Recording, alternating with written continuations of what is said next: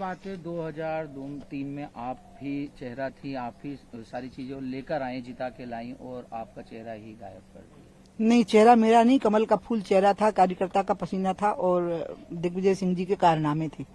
उसका परिणाम आया कि एक अच्छी मेजोरिटी आई। और ये सत्य है कि 2008 में 173 और जब मैं पार्टी से बाहर कर दी गई तो 2013 में सीधे 40 सीटें गिर गई और आई 141।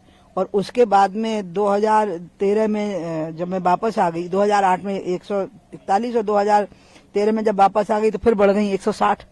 व्यापम की वजह से हम 118 हार गए बहुत बुरी तरह से, क्योंकि व्यापम की काली मां छा गई और सब संदेह के दायरे में आ गए। तो इसलिए, लेकिन मैं फिर भी कार्यकर्ता का ही योगदान मानती हूँ।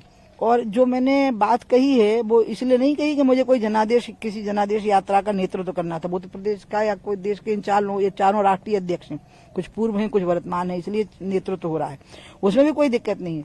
लेकिन मुझे ये अजीब लगा कि मुझे कहा ही नहीं कि आप कहीं थोड़ी देर के लिए आ जाओ, और फोटो तो भी गायब हो गया साथ में। तो ये उपभोक्तावाद की जो संस्कृति है ना, कंज्यूमरिज्म की, ये पॉलिटिक्स में आने लगी है अब, कि इस्तेमाल करो और भूल जाओ। ये मैं भाजपा में तो होने ही नहीं दूंगी। इसलिए मैंने एक जरा सा थोड़ा सा झटका देने के लिए बोल दिया, बिल्कुल प्लानिंग से बोला। निमंत्रण ही नहीं दिया गया था, बोला ही नहीं मुंह से, झूठे मुंह से। निमंत्रण तो हाथ से देना होता है, मुंह से वाक्य नहीं निकला कि आप भी आइए। जबकि हर चीज की शुरुआत कई बार हमने देखा है कि जैसे लाडली बहना की शुरुआत हुई थी तो सबसे पहली बहना, वो तो शिवराज जी का मेरा निजी संबंध ऐसा है कि वो मेरा बहुत सम्मान करते हैं, स्नेह रखते हैं, मैं भी उनका बहुत सम्मान, बड़े भाई हैं, पिता जैसे बड़े भाई हैं। क्या मतलब आपको वजह लगती है? क्योंकि ये वजह तो आपको दो लोगों से पूछनी पड़ेगी। जगत प्रकाश नड्डा इसका जवाब दे सकते हैं या अमित शाह जी, और कोई नहीं दे पाएगा। आप इधर के लोगों से पूछेंगे तो वो बोल ही नहीं पाएंगे, उनकी हालत खराब हो जाएगी। तो आपको क्या लगता है क्यों आपको दूर कर दिया गया? नहीं, मुझे दूर नहीं किया उन्होंने, वो यात्रा में बुलाना भूल गए। चुनाव में बुला लेंगे, चुनाव में बुला लेते हैं। अच्छा, अब दोबारा अगर बुलाया, निमंत्रण दिया जाता है या बुलाया जाता है, जब आपने आज बोली, तो क्या आप जाएंगी, जन आशीर्वाद यात्राओं को सम्मिलित होंगी? ना तो वो बुलाने वाले हैं, मेरा ऐसा बोलने के बाद कहाँ बुलाएंगे, और ना मैं जाने वाली हूँ। और मोदी जी जब आएंगे 25 तारीख को, तो मैं भगवान से प्रार्थना करूंगी कि मोदी जी की सभा बहुत अच्छी हो और यहाँ भाजपा की सरकार बने। लेकिन अब मैं 25 तारीख तक तो किसी भी कार्यक्रम में भागीदारी नहीं करूंगी। अच्छा, इसके साथ में आपने यहाँ पे अपने कोई कार्यक्रम होंगे तो उसमें जाऊंगी मैं। अच्छा, स्कूल और स्वास्थ्य की सेवाओं को लेकर भी आपने सवाल? वही तो कारण बना, क्योंकि मुझे लगा कि अगर सरकार बन गई और इसी प्रकार से बन गई कि इनकी याददाश्त गुम हो जाती है, तो ऐसा ना हो कि शिक्षा और स्वास्थ्य पर जो मुझे फोकस करके अब चलना है उसकी धार मेरी कम हो जाए। जैसे शराबबंदी पर मैं फोकस किए ही रही और शिवराज जी ने बहुत सम्मान रखा मेरी बात का, वो पूरी हो गई। अब बात आ गई है सरकारी व्यवस्थाओं की, शिक्षा की और स्वास्थ्य की।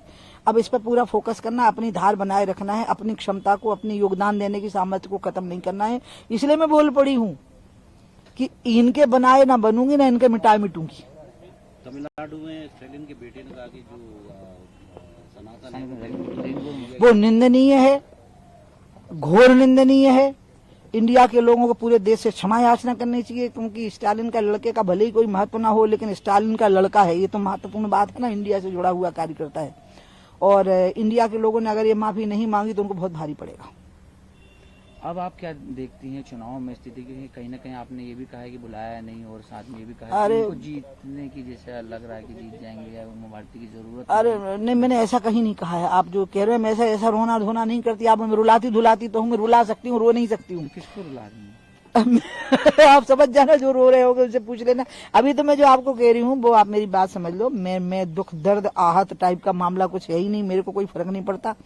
क्योंकि मेरे को एक चीज का फर्क पड़ता है कि मुझे लोगों की नजर में अपनी शक्ति बनाए रखना है, और वो शक्ति मुझे लोगों से ही प्राप्त करना है, और लोगों की नजर में उस शक्ति को बनाए रखना है। तो इसलिए जो हालात अगर ऐसे बन गए हैं कि हम भयभीत हैं इस बात के लिए कि हमारी सरकार बनेगी कि नहीं, तो हमें आत्मचिंतन करना चाहिए।